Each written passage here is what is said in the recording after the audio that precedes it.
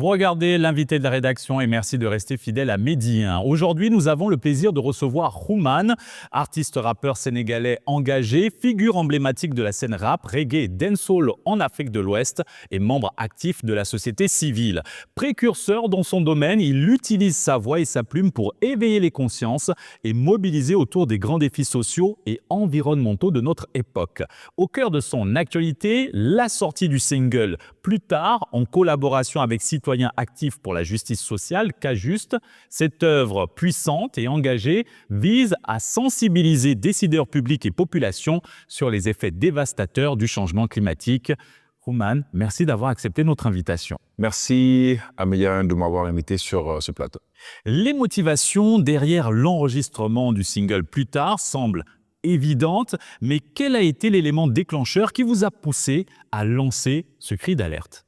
Il y a eu récemment des inondations au Sénégal et à bien y réfléchir, ce sont des inondations qui arrivent à une période où on est en train d'agresser la nature. Donc, le réchauffement climatique a des conséquences sur nous, pour population. Donc, je pense qu'à un moment, il fallait essayer de tirer la sonnette d'alarme pour dire aux gens, faisons attention à notre environnement et aussi appeler les dirigeants à ce qu'ils soient un peu plus responsables dans leurs décisions. Et dans votre cas, pour rester dans le thème, on dirait plutôt un rap d'alarme, un rap d'alerte. Votre collaboration avec K-Just s'inscrit dans la campagne Plus tard. Ça sera trop tard. Pouvez-vous nous en dire davantage sur ce partenariat et les objectifs de cette initiative ? Le K-Just, c'est une structure avec laquelle je travaille depuis quelque temps. On a eu à travailler sur la campagne de l'article 25 qui justement parlait à nos dirigeants, qui incitait les sociétés minières à respecter leurs engagements par rapport aux populations. Et donc, cette campagne, c'est une nouvelle campagne de sensibilisation. Donc, l'idée, c'était de voir comment est-ce qu'on pourrait utiliser l'art pour non seulement sensibiliser, mais aussi faire des actions concrètes sur le terrain. Et donc, K-Just a l'habitude justement de combattre, en tout cas de se battre pour certaines causes. Et ça, c'est une cause qui me touche personnellement. C'est la raison pour laquelle, dès qu'ils m'ont demandé à ce qu'on collabore ensemble, qu'on réfléchisse à ce qu'on pourrait faire ensemble, je leur ai dit, écoutez, moi, je suis partant parce que je pars du principe que le combat que je mène depuis le début de ma carrière, qui est à la fois social et politique, ce combat-là se joint, ou en tout cas, ça fait partie en fait de mes combats, parce que le fait est que on a une seule terre. On avait une autre chanson sur laquelle on travaille. On dit on a une seule terre, on n'en a pas plusieurs. Aujourd'hui, les pays africains, les pays pauvres, sont tellement touchés par les dérèglements climatiques que cela se reflète même dans les décisions, ou en tout cas, cela se reflète dans la vie quotidienne. Donc, c'est la raison pour laquelle aujourd'hui, on a ce qu'on appelle les réfugiés climatiques. On a beaucoup de jeunes qui prennent la mer, qui quittent leur terre natale pour immigrer. Exactement. Et il y a des conséquences. C'est-à-dire que le réchauffement climatique, ce sont les conséquences directes du réchauffement climatique sur notre vie de tous les jours.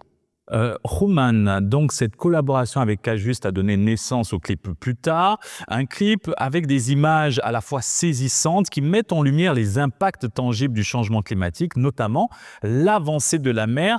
Où ces scènes ont-elles été tournées et comment avez-vous vécu cette expérience ? Je suis allé à Bargny avec mon équipe, donc pour justement regarder, de constater de visu comment est-ce que l'avancée de la mer impacte les populations. Et franchement, moi personnellement, j'ai été très sensible au discours des populations. C'est la raison pour laquelle on a utilisé une portion du témoignage d'une des habitantes de Bargny à la fin de la vidéo. Elle nous expliquait notamment que il y a à peu près une quinzaine d'années, il y avait une mosquée. Il y a 4 rangées de maisons qui ont été récupérées par la mer, et parmi ces rangées justement d'habitation, il y avait une mosquée. Donc, elle nous montrait à peu près sur une distance de 100 mètres, 150 mètres, elle nous disait, voilà, quand nos enfants, quand on était plus jeunes, on n'arrivait pas la mer était tellement loin des côtes qu'on pouvait courir sur 100 mètres, sur 200 mètres, sans même arriver à la plage, n'est-ce pas? On a discuté de ça, on a regardé comment les habitants, la solidarité qu'il y a parmi les habitants. on a demandé est-ce que vous avez un soutien de l'État, est-ce que vous avez un soutien. Elle nous a expliqué qu'elle fait partie des personnes qui est allée faire un plaidoyer, par exemple à la COP 26 ou à la COP 27. Elle nous a expliqué qu'elle est allée faire un plaidoyer pour justement inciter les bailleurs justement à avoir un regard plus pas condescendant, mais avoir un regard plus à regarder ces populations qui sont directement touchées. Et elle trouve en fait que la réaction de ces personnes, la réaction des dirigeants Ne collait pas à ses attentes. et elle est trop lente. Elle est trop lente. Et justement, la mer n'attend pas. C'est-à-dire, chaque jour, nous, on est parti au moment où il y avait justement la montée de la mer. Donc, le jour où on est parti pour faire le tournage, c'était un jour où la mer était particulière. Vous avez pu constater vraiment les Il y avait dévastateurs et cette avancée. Il y avait même un caterpillar qui s'était embourbé sur la plage. Ça nous étonnait. Je disais, mais qu'est-ce qu'un caterpillar peut faire embourbé sur la plage? Ils nous disent en fait que le caterpillar est utilisé en général pour tirer les bateaux. Donc, ce qui s'est passé, c'est que ce jour-là, avant que le caterpillar n'ait fini son travail, il y a eu un problème et voilà, il s'est retrouvé embourbé. Et Donc, tout c'est une cela, situation vraiment alarmante. Rouman, vos paroles sont incisives et percutantes. Vous évoquez notamment dans votre single Plus tard, et vous l'avez évoqué à l'instant, la COP. Quelle est votre vision de cet événement international et de son rôle dans la lutte contre le changement climatique? c'est comme nous disait la dame, les COP, c'est bien, c'est des rencontres où on prend de bonnes décisions. Mais ces décisions, parfois, tardent à être appliquées. Ces décisions moi, je trouve que le pays qui pollue le plus paye, celui qui pollue le plus doit payer plus. Mais moi, je pense qu'il faudrait être un peu plus, que les décisions qui sont prises dans les COP sont les décisions qui ne sont pas des décisions coercitives. Je veux dire, les décisions qui sont, c'est pas contraignant. Donc, les États peuvent peuvent ne pas appliquer les décisions qui sont prises dans les COP. Et il n'y aura pas de conséquences. Et je pense qu'il faudrait justement que des décisions, qu'il y ait des sanctions réelles et des sanctions vraiment sévères pour qu'il y ait de l'application. Vous mettez également en avant le potentiel du continent africain et l'importance des énergies renouvelables. Pourquoi ce choix stratégique est-il essentiel pour l'avenir de l'Afrique? Parce qu'on sait tous que les énergies fossiles sont appelées à disparaître. Et que nous avons, en tout cas, nos côtes sont les côtes les plus ensoleillées du monde, ou en tout cas font partie des côtes les plus ensoleillées du monde. Nous avons la mer, nous avons le vent, mais on investit moins dans ces énergies parce que, simplement, les énergies fossiles ont des lobbies qui font qu'on n'a pas intérêt à s'en débarrasser. Et donc, il faut effectivement qu'on ait une politique un peu plus stricte par rapport à cela. On a découvert le pétrole et le gaz au Sénégal, donc c'est une opportunité chez nous. Mais je pense qu'il faudrait aussi que nos gouvernants essayent de comprendre et d'anticiper sur la rareté de ces énergies, comme ça a été fait dans des pays comme les pays du Golfe, qui ont récupéré, en tout cas qui ont investi beaucoup plus dans d'autres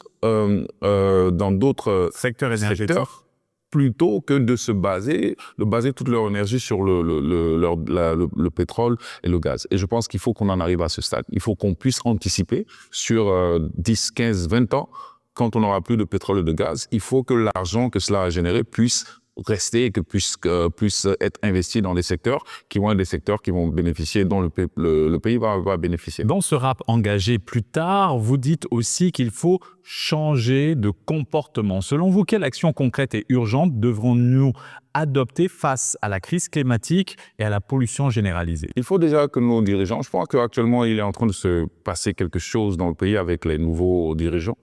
Il y a, on va dire, une certaine prise de conscience, ne serait-ce que commencer déjà à protéger notre environnement direct avec les 7-7L, mais il faut l'étendre. Des campagnes de nettoyage au niveau national. Exactement. Il faut l'étendre à faire du 7-7L même dans le parc automobile. Le parc automobile sénégalais, il est vieillissant, on le sait. Il faut justement qu'il y ait des mesures plus strictes pour ne pas laisser circuler tout et n'importe quoi. Et je pense que c'est comme ça, il faut qu'on change le comportement même des Sénégalais. Aujourd'hui, c'est un appel que je lance aussi surtout au ministre de l'Urbanisme pour qu'on puisse, dans certains points centraux, mettre des poubelles, mettre des lieux de collecte d'ordures pour justement faire non seulement de la collecte, mais utiliser ce qu'on appelle les 3 R. Réduire, réutiliser et recycler. Donc, il faut qu'on réduise les ordures. Il faut qu'on réutilise le maximum possible. Il faut qu'on recycle. Il faut qu'on aille dans ce sens-là. Je pense que ça, ce sont des actions que nous-mêmes, à notre niveau, chez nous à la maison, dans les quartiers, on peut le faire. Nous pouvons le faire. Merci Rouman d'avoir accepté notre invitation. Le single Plus tard est sorti qu'il y a quelques jours et est disponible sur les différentes plateformes de diffusion en ligne. Mais la prononciation normale, c'est plus tard. Parce que c'est un jeu de mots, en fait, exactement. C'est un jeu de mots parce qu'en Wolof, tar, ça veut dire dur. Donc, quand je dis plus tard, ça va être plus dur. C'est une manière de... C'est exactement la même chose. Plus tard, ce sera trop tard. Donc, c'est une manière de dire que plus tard, ça va être beaucoup plus compliqué pour nous. Donc, il faut que dès à présent, on commence à changer de comportement. Merci Rouman. Merci à vous. Et c'est ainsi que s'achève cette émission. Excellente suite des programmes sur la panafricaine.